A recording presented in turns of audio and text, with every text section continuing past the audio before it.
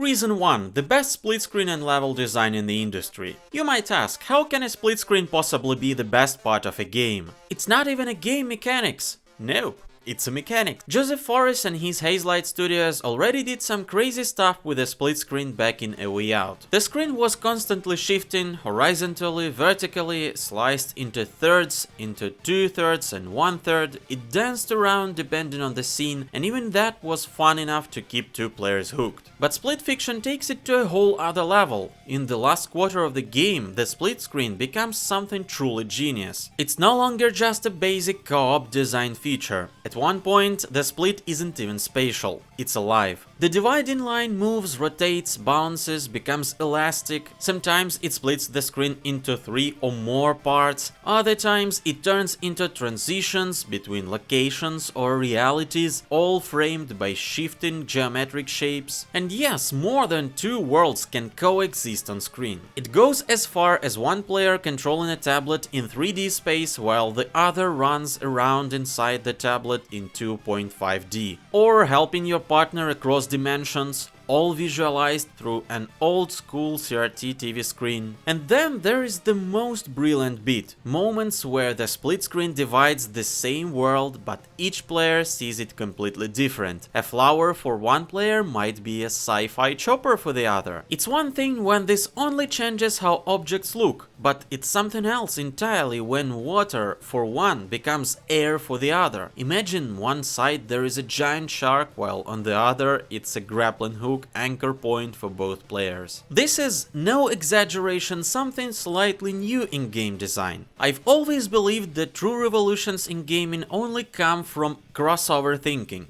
combining genres, subgenres, universes. And Josef Fares, he didn't just do that, he mashed up genres, layered in multiple types of multiplayer, mixed settings, blended graphic styles, and created something really new. Like short moments of asymmetric multiplayer in this game, or those wild side levels where the characters get sucked into a paper universe, or that extreme sports segment that suddenly flips the genre on its head. Honestly, it reminded me of Kingdom Hearts 3, and I'm hesitant to say, but Split Fiction may have pulled it off even better. Reason number 2. Genius secrets and references. What do I mean by that? Well, first of all, even Josef Fares would subscribe to this channel and drop a like if he saw this video. But second, I'm talking about Easter eggs, hidden levels, and everything that proves that Split Fiction was made with love. Because if a game designer doesn't care about this stuff, they don't really love their creation. And Josef, our Swedish-Lebanese Assyrian game director, clearly loves his. My favorite, the brutally hard secret laser level. If you input the right floor panel code in a certain mission, a hidden passage opens.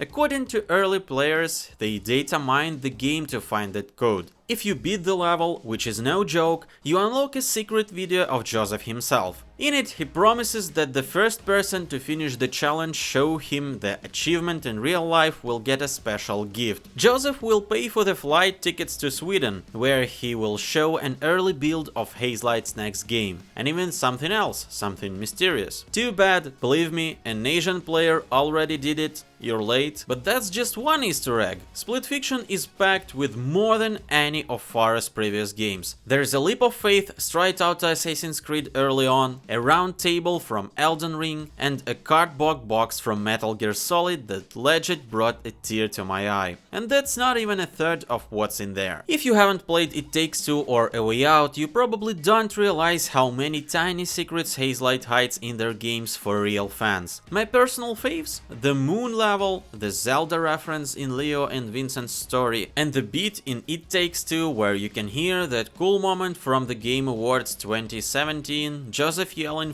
"F*** the Oscar" via a distant planet and a radio telescope. Before I move to the final reason, let's be fair. There is one major flaw in Split Fiction. You don't have any friends.